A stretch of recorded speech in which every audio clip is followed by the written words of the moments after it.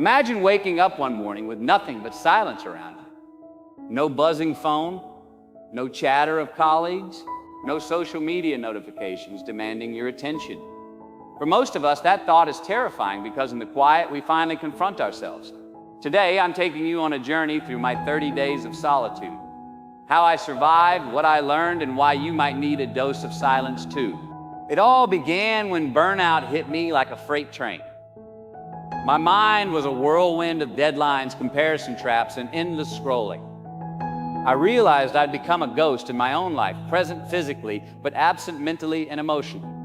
So I made a radical decision. I would spend 30 days completely alone, off-grid, in a tiny cabin deep in the woods. No phone, no internet, nothing but nature and my own thoughts.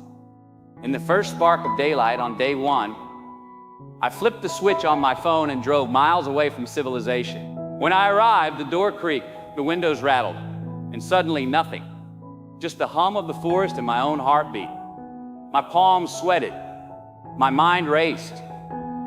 Could I really do this? Could I face myself without distractions? Over the next half hour, I'll guide you scene by scene through the highs and lows of solitude, the panic, the breakthroughs, and the raw, unfiltered truths I uncovered. So settle in, press play, and let's dive into the wildest experiment of my life. I stood in my cluttered apartment, surrounded by empty coffee cups and sticky notes filled with to-dos. My heart pounded like a drum, and my head felt like it was going to split in two. Work emails pinged nonstop, friends' messages flashed on my screen begging for plans. And the news cycle was a nonstop loop of doom and gloom. I was suffocating under the weight of expectations, my own and everyone else's. In that moment, I snapped. I booked a one-way ticket to nowhere and reserved a cabin I'd never visited. I packed a suitcase with essentials, water, rice, a journal, and a few books, and left my phone in airplane mode. As I locked the door behind me, a wave of both terror and exhilaration washed over me. This was the starting line of my 30 days alone challenge. The first night, I lay awake listening to every creak, chirp, and rustle. My brain screamed for distractions. Check your phone, scroll your feed, call someone. But there was nothing to do. My mind raced through old regrets and future anxieties, like a runaway train. By day two, I found myself pacing the cabin, chanting affirmations just to feel something other than panic. I began to crave noise like an addict. I'd reach for my pocket, find no phone, and my heart would sink. But by the end of day three, something shifted. The constant chatter in my head softened. I noticed the wind brushing through pine needles, a distant woodpecker's tap, tap, tap. In that space between thoughts, I felt the first taste of clarity. With the initial shock behind me, deeper currents surfaced. Memories I'd tucked away began to rise. I remembered the year I failed my final exams, the arguments I'd left unresolved, the dreams I'd abandoned. Tears streamed as I wrote in my journal, each word peeling back another layer of avoidance. Those nights were brutal. I confronted my insecurities head on. Who are you if no one's watching? I asked myself. My voice trembled. Yet through the storm of emotions, I sensed something powerful, an untapped reservoir of resilience. Every breakdown felt like a breakdown of false identities I'd carried for years. On the morning of day 8, I hiked uphill before sunrise. As the first light spilled across the horizon, I felt an electric jolt of peace. The sky blazed pink and gold, and in that moment, my racing thoughts stilled. I realized that clarity isn't an intellectual insight, it's a visceral feeling in your bones.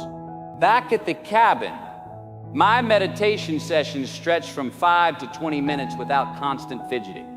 I found myself smiling at simple pleasures, the taste of coffee, the warmth of sunlight on my skin, the rhythm of my own breath. The noise in my head had quieted enough for me to hear my true priorities whispering. With clarity came curiosity.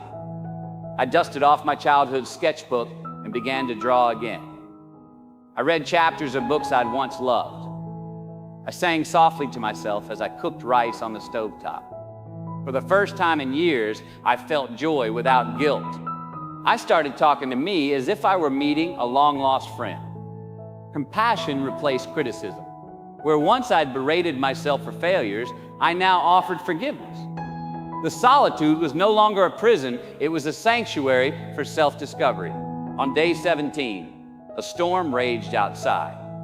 Rain pounded the windows like an army of drums, and lightning framed the sky in jagged white.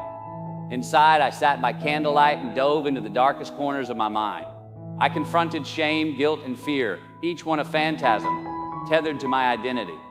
The process was excruciating. I wept until my chest ached, but by the storm's end, I felt cleansed, as if the lightning had struck away my emotional shackles.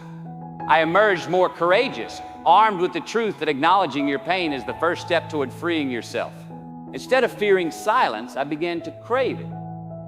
I realized that my tolerance for discomfort had skyrocketed. I could sit with uncertainty without spiraling. I could welcome hard emotions without running away. In solitude, I rebuilt my mental muscle. I set small challenges: a sunrise workout, a cold water plunge in a nearby creek, an uninterrupted 2-hour stretch of reading. Each victory, no matter how small, became proof that I could handle more than I ever imagined. As the end neared, I pinned down 10 truths I'd uncovered: that peace comes from presence, that boundaries protect your energy, that self-love is a daily practice, and more. Writing the list crystallized the lessons. Silence is a mentor, not an enemy. I reread old journal entries and couldn't believe how far I'd come. What once felt impossible, sitting alone without distraction, had turned into my greatest strength. I realized I had rewritten my relationship with myself forever. On the last dawn, I brewed my final cup of coffee and stood on the porch watching mist drift through the trees. My reflection in the window looked calmer, eyes brighter, shoulders lighter. I wrote one final journal entry. This was the hardest, scariest thing I've ever done, and the most necessary. I stepped back into the world reborn. I packed my bags, closed the cabin door, and took a deep, steadying breath, ready for the next chapter. Driving back into civilization felt surreal. Traffic roared, phones buzzed, people hurried, but inside me was a different energy: steadfast, grounded, clear. Friends noticed the shift right away. I listened more, complained less, and carried a quiet confidence I'd never had before. I set new boundaries: 30-minute morning meditations, 2 screen-free evenings per week, and regular solo retreats, even if only for a few hours. I learned that solitude isn't a one-time fix, but a lifelong practice of tuning in to what truly matters. Spending 30 days alone taught me that the most important relationship you'll ever have is the one with yourself. In the stillness, I discovered a clarity that money can't buy and a peace that fame can't grant. I faced my darkest fears and found they were doorways to my greatest strengths. If you're feeling lost, overwhelmed, or stuck on autopilot, I challenge you to carve out silence, unplug from the noise. Sit with yourself until the fear appears, and then keep sitting. Because on the other side of discomfort is growth. On the other side of loneliness is self-love. Your true voice has been waiting patiently beneath the chatter. Give it 30 days and watch how your world transforms when you finally learn to listen. If this journey inspired you, hit the like button and let me know in the comments what lesson you discover in 30 days of silence. Don't forget to subscribe and ring the bell button so you never miss a new video together. We'll keep exploring what it means to live with purpose and presence. Share this with a friend who needs a reset, and let's build a community fueled by growth, resilience, and realness.